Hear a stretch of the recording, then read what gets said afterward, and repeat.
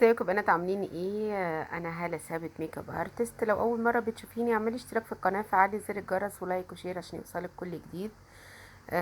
طبعا هو الفيديو شويه من فتره بس انا ما نزلتهوش. الميك اب ده بتاع اخت العريس. هنشوف مع بعض التكنيك اللي هنشتغل بيه. اول حاجه بجيب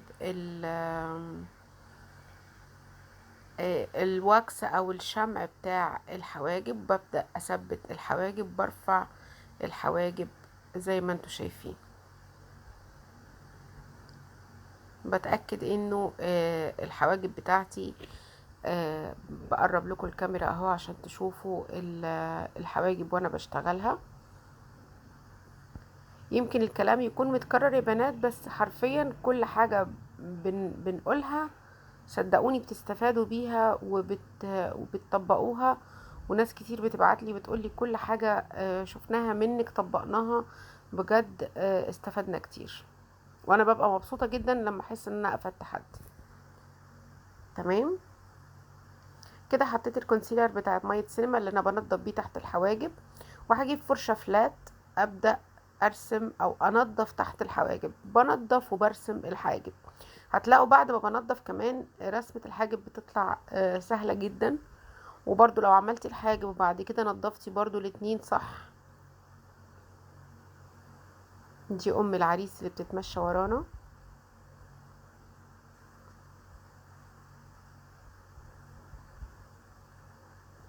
كانت زي القمر.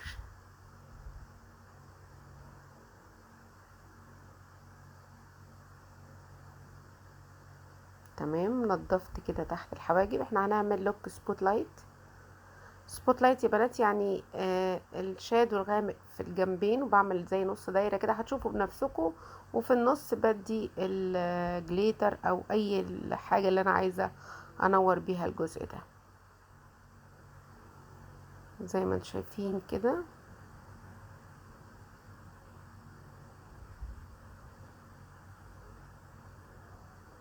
بعد ما نضفت هبدأ اطبطب بالبيوتي بلندر بالشكل ده. الطبطبة دي فايدتها ايه يا بنات؟ ان هي بتشيل البواقي او الزيادة بتاع الكونسيلر، وفي نفس الوقت بتضيع شكل الخطوط بتاعة الفرشة اللي انا كنت بشتغل بيها. تمام انا كنت مجهزة البشرة من كل حاجة. جبت الكومباكت باودر بتاعة نوت، هبدأ اثبت بيها الكونسيلر بتاعي.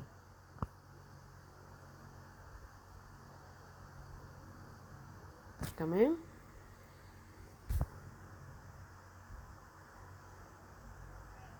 طبعا دايما يا بنات بقول لو عندي حاجة ليكويد تحت وجيت اثبت، ما ثبتش بطريقة المسح، لا اثبت بطريقة طبطبة. لكن انا لو عندي حاجة باودر وجيت اشتغلت عليها باودر، لا بطريقة المسح الفرشة عادي خالص. لكن دي لو انا اشتغلت بطريقة المسح هحرك الكونسيلر او الفاونديشن او اي برودكت حطيته من تحت انا هحركه. كومباكت باودر يا بنات دي حلوة جدا جدا جدا بجد بجد، يعني زي ما انتم شايفين كده قربت تخلص عندي.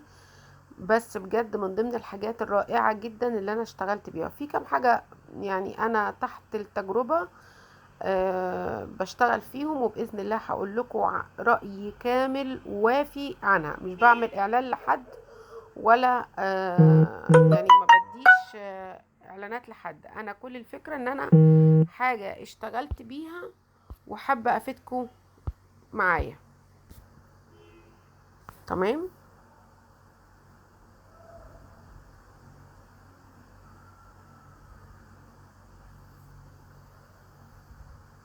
زي ما انتم شايفين كده هبدأ اشتغل في لوك العين.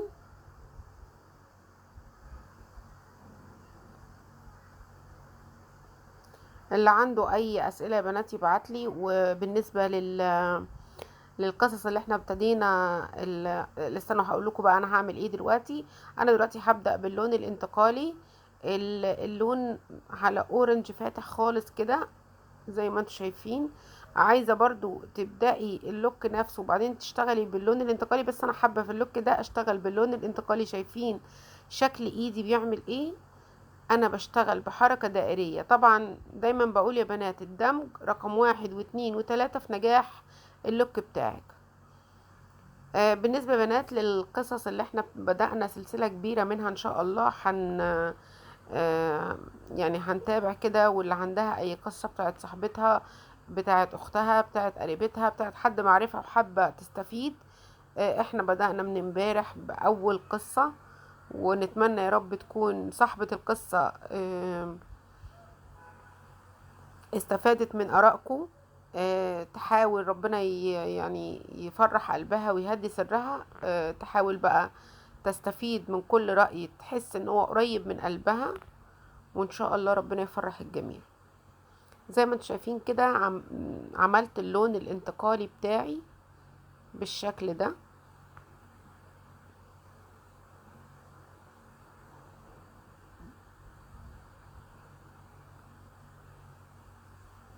تمام.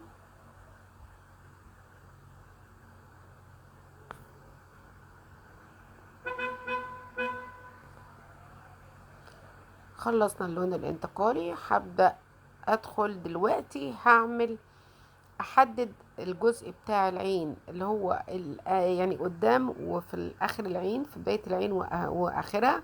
شايفين انا بجيب اللون البني ده بفرشة فلات، ببدأ اقفل الجزء بتاع العين قدام وبدي نص دايرة، وهقفل اخر العين ورا في نهاية العين يعني، واوصلهم ببعض زي ما انتوا شايفين. وصلتهم كده ببعض وحافظت على الجزء اللي في النص يبقى منور. تمام.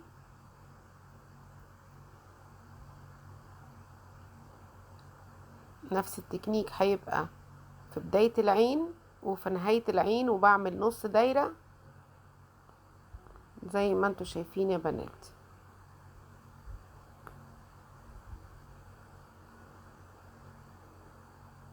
تمام.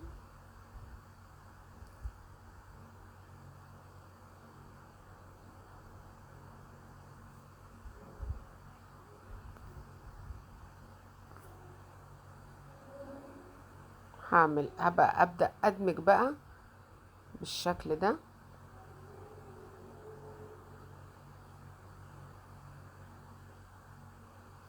ادمج واضيق الجزء المنور ده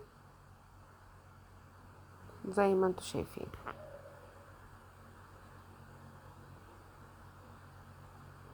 وهعمل نفس التكنيك الناحية التانية، بدمج بالشكل ده.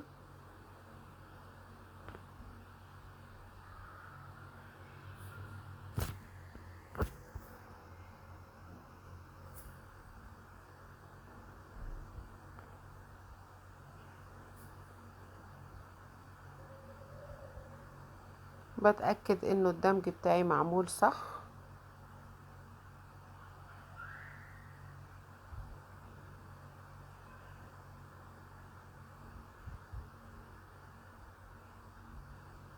زي ما انتوا شايفين.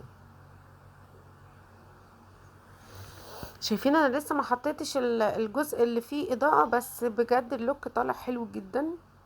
ولسه لما الحواجب كمان تتعمل بيكمل اللوك بتاعي. تمام.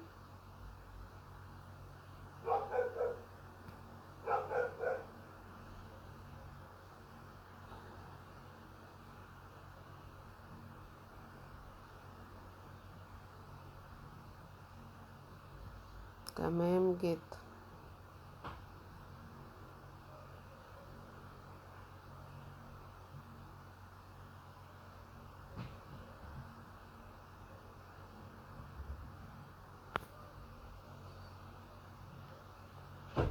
خلصنا الجزئية دي خالص، وهبدأ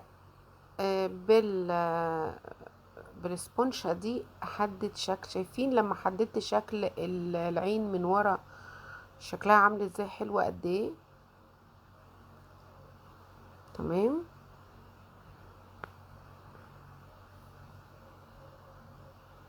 واحدد كمان الناحية التانية.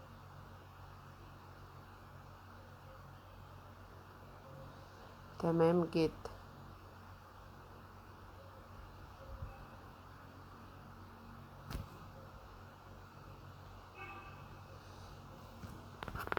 انا تقريبا في اللوك ده ما فصلتش الكاميرا خالص. زي ما انتم شايفين كده، حتى كنت بروح وباجي بس ما فصلتش الكاميرا. جبت الجلو بتاع نيكس او NYX. هحط على ايدي جزء كده، ولازم ادمجه قبل ما بحطه على المكان اللي انا عايزه احط فيه الجليتر او زي ما انتم شايفين كده بحطه على ايدي، وببدأ اوزعه في الجزء بس اللي انا منوراه بالشكل ده. تمام كده. ممكن تحطي لون شيمر، تحطي جليتر، تحطي اي حاجة تنور الجزء ده زي ما احنا قلنا ان احنا عايزين ننور الجزء ده.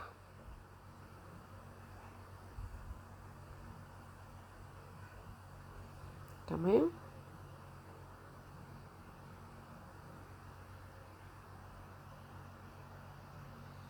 خلصت، حطيت النكس بتاع او الجلو بتاع نكس من المنطقة اللي انا عايزة انورها. جبت على صباعي كده ما انتم شايفين كده اللون الشمر اللي انا عايزة احطه في المنطقة دي. شايفين حلو قوي. يعني للأسف بجد دايما بقول الإضاءة ظلمة شغلي كتير جدا جدا جدا. اللي وصلت معايا للجزء ده في الفيديو، من فضلك حطي اللايك بتاعك. ولو أول مرة تكوني معايا في القناة، انتي طبعا شرفتيني ونورتيني. وما تنسيش تشتركي في القناة وتفعلي زر الجرس ولايك والشير بتاعك عشان خاطر يوصل لكل الناس وكل الناس تستفيد. يعني لو حسيتي انك استفدتي فيدي اللي حواليكي. تمام كده. حطيت اللون الشمر في الجزء اللي انا عايزة انوره. حطيت عليه شوية جليتر فاتحين شوية فوقيها عشان انور الجزء ده زي ما انتوا شايفين.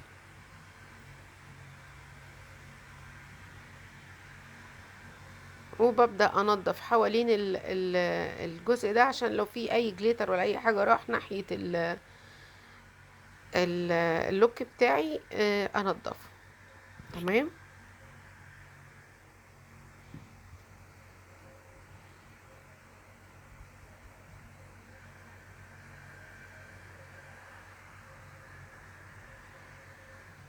يا بنات اللي وصلتوا معايا للحتة دي ما تنسيش تحطي لايك. كده هجيب الايلاينر بتاعتي بتاعت محمود سعيد. طبعا الجفن اللي معايا الجفن بتاعها مش مبطن، الجفن ما شاء الله حلو جدا. فانا بدأت تقريبا من 3/4 العين وبسحب الايلاينر على ورا. برضو هقول معلومة مهمة جدا. عايزة تحطي الايلاينر الاول تمام، عايزة تحطي الرموش الاول تمام، الطريقتين صح.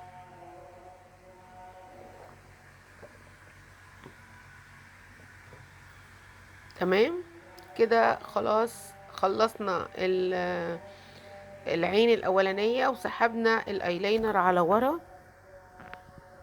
زي ما حضراتكم شايفين.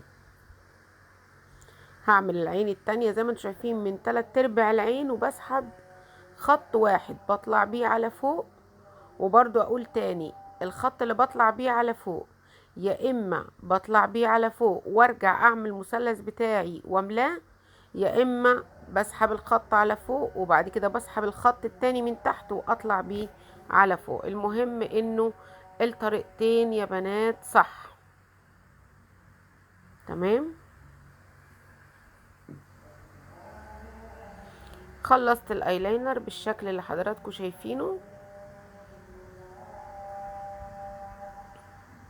طبعا ال التصوير برضو مش قريب قوي، ولكن اكيد شايفين كل التفاصيل. طبعا انا لسه ما عملتش الحواجب، والحواجب هي اللي بتكمل جمال اللوك بتاعي والرموش.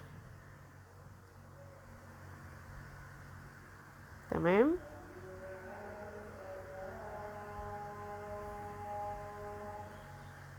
كده. بحط البلاشر بتاعي زي ما انتوا شايفين.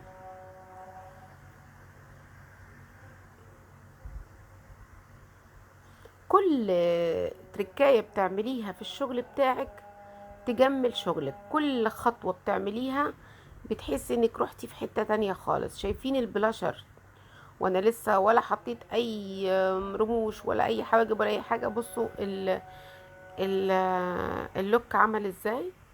بتأكد دلوقتي اني الرموش بتاعتي ثابتة في مكانها عشان ابدأ اشتغل في الحواجب.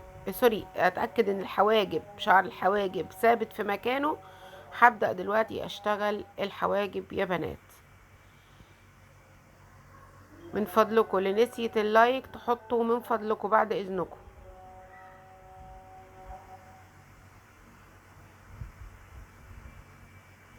تمام، كملوا معايا الفيديو للاخر علشان تشوفوا خطوات ومراحل اللوك بتاعنا القمر ده. بدأت من منتصف او من الربع الاخراني بتاع الحاجب زي ما انتم شايفين. بمشي خطوط خطوط خطوط عشان تديني شكل طبيعي، وبسحب الفرشة بتاعتي علشان ترفع لي الفرشة وانا بشتغل. تمام،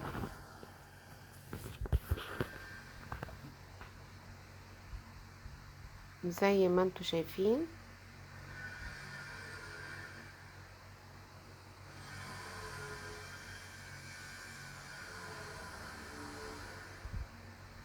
شايفين باخد وبسحب بايدي الفرشة بتاعتي علشان تديني رفع كده للشعراية وانا بعملها، او لشكل الشعراية وانا بعملها.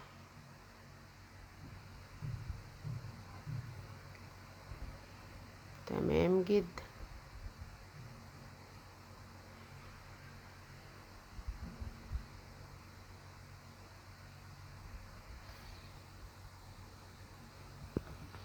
طبعا انا في وسط الشغل انا بحكي برضو يعني، بحب الحكايات وبحب الكلام كتير قوي.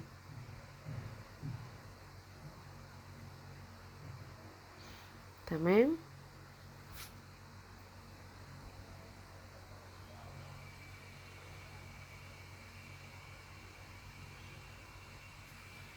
شايفين شكله من قدام طبيعي قد ايه.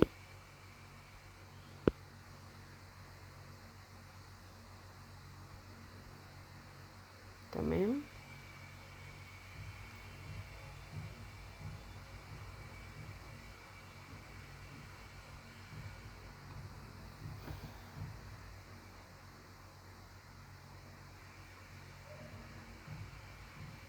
خلصنا بالشكل ده. شايفين شكل الحاجب حلو قد ايه، وما خدش في ايدينا دقيقة بالظبط. ندخل على الحاجب التاني كمان.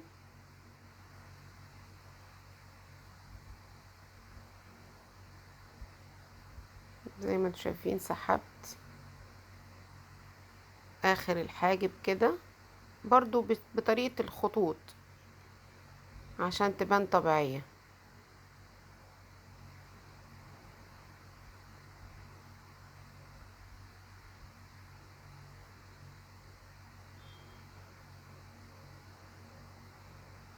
تمام،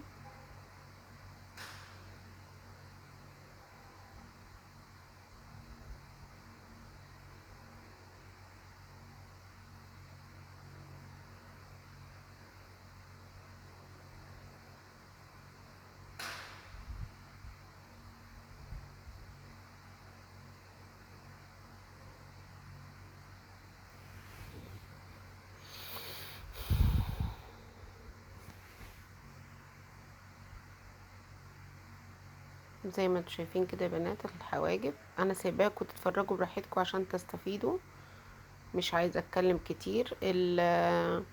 الفرشه من جيسب، والجل بتاع الحواجب من انستازيا الدرجه بتاعت سوفت براون اللي انتوا عارفين قوي ان انا بحبها وبحسها لايقه على بنسبه كبيره قوي على كل الوان البشرات.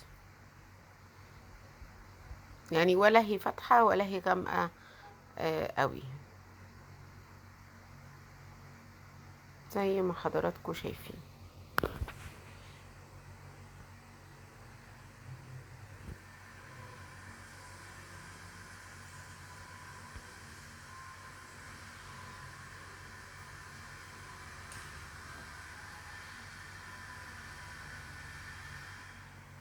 شايفين الحواجب وجمالها؟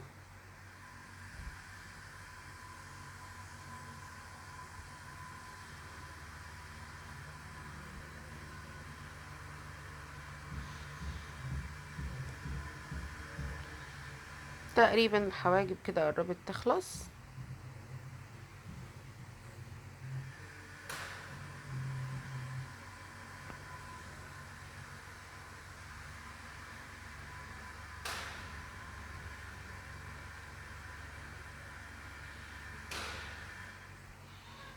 يلا يا بنات، اللي ما حطيتش اللايك تحطوا من فضلكم، ما تنسوش اللايكات بتاعتكم، بطلبها كتير اللايكات عشان تعلي الفيديو عدد اكتر يشوفه.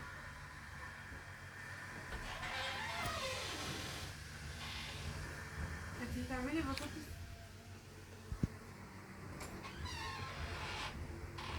كده، بلزق الرموش يا بنات زي ما انتوا شايفين كده. تمام، في ثواني لزقت الرموش، مش بتاخد وقت، طول ما الجلو بتاعك اتشمع زي ما انتوا شايفين كده الرموش خلاص لزقت. وهي عجبها اللوك قوي، انبسطت قوي. احلى اخت عريس دي ولا ايه؟ اللي وصل معايا للحتة دي يقول احلى اخت عريس دي ولا ايه؟ عايزه اسمعها كتير. كل حبايبي اللي على اليوتيوب معايا، اللي وصلت معايا في الفيديو للحتة دي تقول احلى اخت عريس دي ولا ايه؟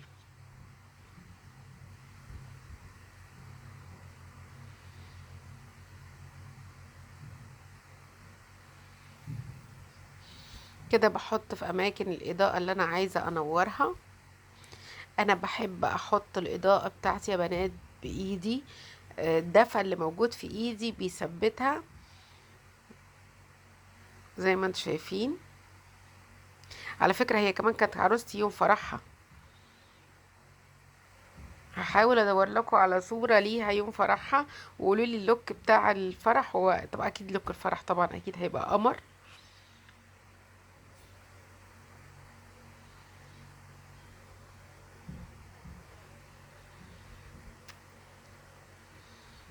كده جبت الماسكارا بتاعت سيبال، هبدأ ادمج الشعر الطبيعي في الرموش بتاعتي اللي انا ركبتها زي ما انتم شايفين.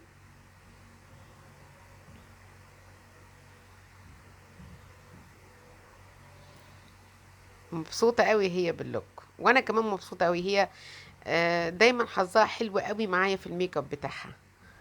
يعني عملت لها الخطوبة والحنة والزفاف ودي في مناسبة فرح اخوها، ربنا يسعده يا رب. فهي دايما حظها حلو قوي معايا. قلبي انا يا تينا، ربنا يفرحك يا رب يا عمري ويسعدك يا رب. هي معانا وهتشوف الفيديو بتاعها. اللي وصلت معايا للحتة دي تقولي احلى اخت عريس دي ولا ايه؟ هبدأ دلوقتي يا جماعة اقفل الجزء اللي تحت العين. ليه بقفله من بداية العين؟ لانه ما شاء الله عينيها واسعة، فمش محتاجة ان انا اديها اضاءة كتيرة في بداية العين. فانا هقفل الجزء كله تحت العين. يعني فهمتوا قصدي ايه؟ يعني بداية العين زي ما انا عملت فوق زي ما انا هعمل تحت. هقفل في بداية العين لغاية النص كده، زي ما اديت الحتة الإضاءة اللي فوق هدي نفس الإضاءة اللي تحت. وده عشان كمان عينيها تسمح بده. يعني بقفل قدام، بقفل في بداية العين ونهاية العين، وفي النص بحط اللون الشمر اللي احنا حطيناه فوق العين زي ما انتوا شايفين.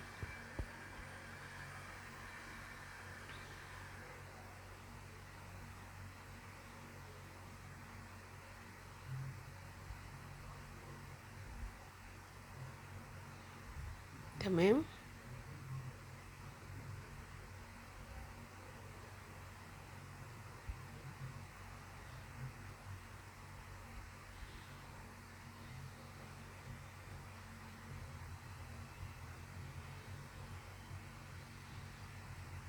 هي كانت مبسوطة قوي وباللوك بتاعها، وكانت فرحانة جدا، ربنا يسعدها يا رب.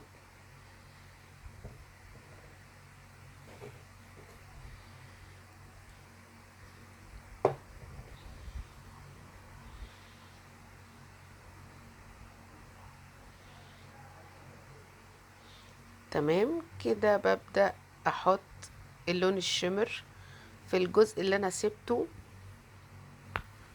حطيت طبعا الجلو الاول، وبعد كده بحط اللون الشمر في الجزء اللي انا ما حطيتش فيه اي شادو. جبت اللون الشمر وهبدأ احط في الجزء اللي في النص زي ما حضراتكم شايفين. اللوك بتاعها هادي وناعم قوي، بس كان رائع جدا.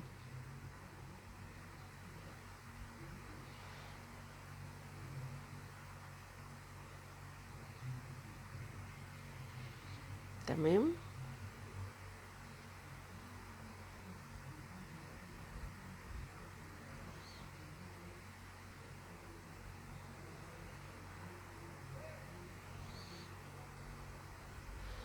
خلصنا كده جزء العين.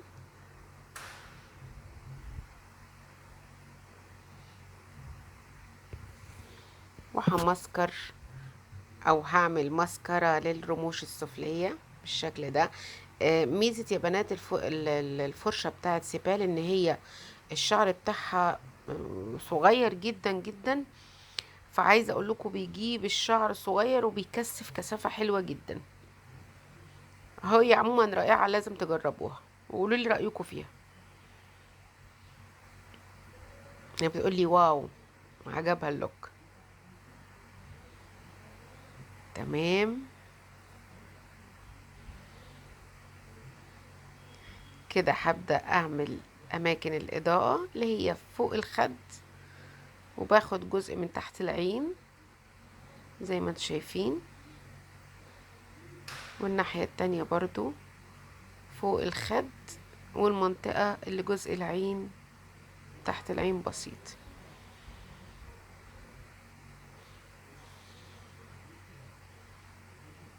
تمام.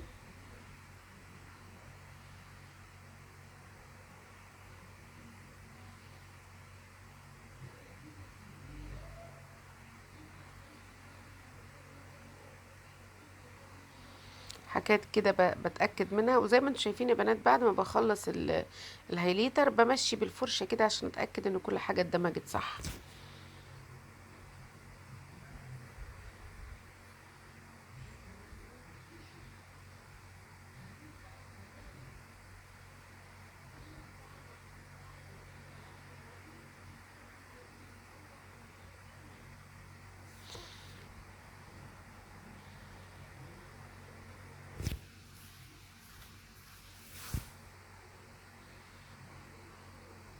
زي ما انتم شايفين.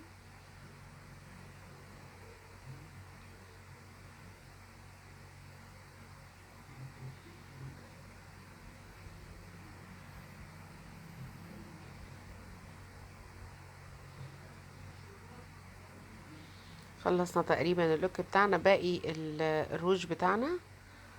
جبت بحدد بالبالت بتاع جيكات زي ما حضراتكم شايفين. تمام.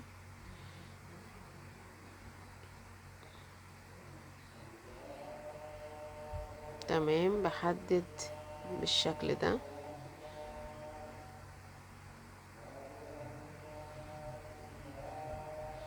طبعا حطيت راسي كلها بس عذرا يعني، تركيز بقى يا جماعة، لما بركز يعني ما باخدش بالي اصلا ان انا بصور.